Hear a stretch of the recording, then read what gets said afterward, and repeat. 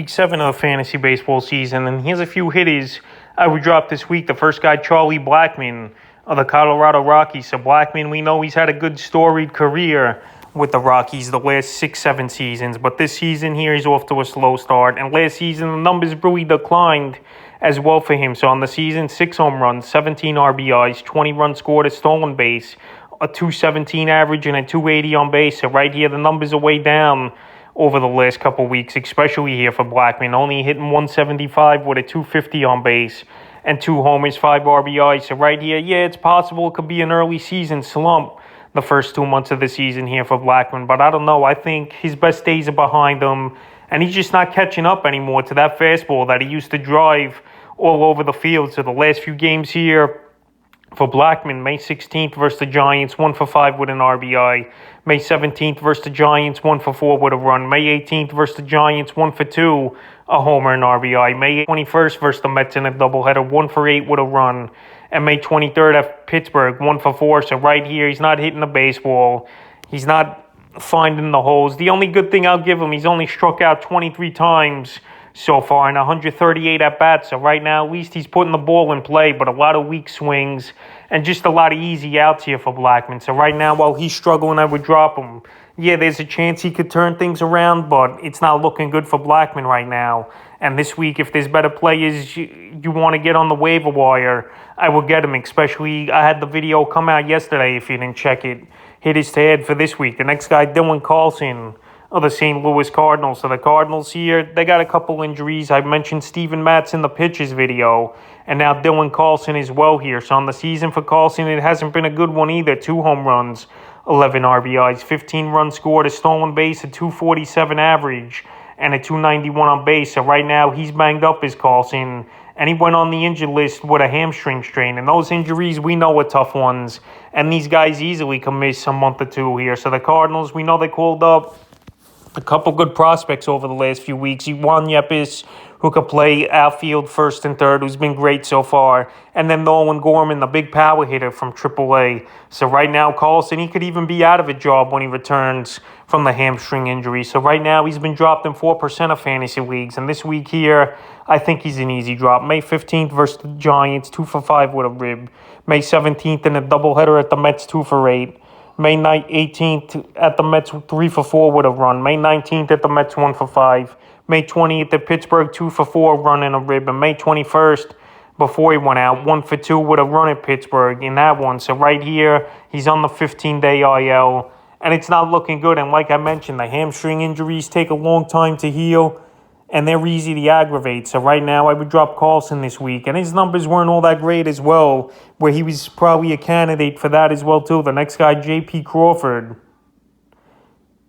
of the Seattle Mariners. So Crawford, he got off to a hot start early in the season, but now he's really fizzled out over the last 2 weeks of the season. On the season, 4 home runs, 11 RBIs, 19 runs scored, a stolen base, a 285 average, and a 371 on base. But the last couple weeks here for Crawford, he's been non-existent in fantasy baseball. No home runs and RBI, 5 runs scored, a 170 average, and a 231 on base. So right here, Crawford, he's always been known as a great defender and a Gold Glove shortstop over the last few seasons, and a former top prospect in the Philly system that never panned out, but he got off to a crazy hot start. But now he's definitely back to earth here are the numbers. May 17th at the Blue Jays, 0 for 4. May 18th at the Blue Jays, 1 for 4. May 20th at Boston, 0 for 3 with a run.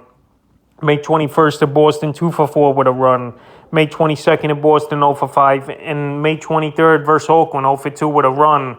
So he's in a crazy slump right now, is J.P. Crawford, with only 2 hits in the last 7 games for him. So that's not a good thing.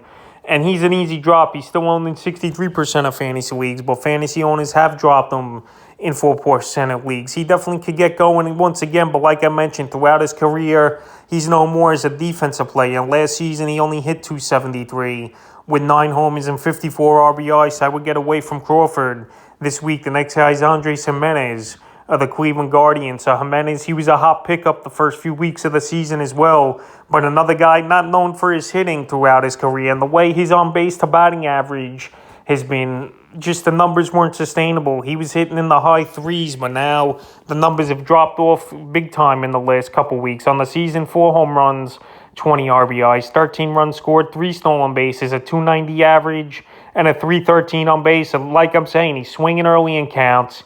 He's more of a slap hitter, and he's only going to help you really in runs and stolen bases with a decent average maybe when it's all said and done this season. The last couple weeks here for Jimenez, though, 1 homer, 3 RBIs, 4 runs scored, a stolen base, a 133 average, and a 188 on base. So those numbers are piss poor. I know he qualifies at a couple positions at second and shortstop, but right now there's no need to hold on to him. And he's been dropped in 4% of fantasy leagues, but still owned in 57% of leagues. So the last few games here for Jimenez, he even hasn't played all of them as well. They've benched him in a few. May 17th versus Cincinnati, 1 for 4 with a run, a stolen base. May 19th versus Cincinnati, 0 for 4. May 22nd versus Detroit, 0 for 3. And May 23rd at Houston, 0 for 4. So right here, he sat a couple games.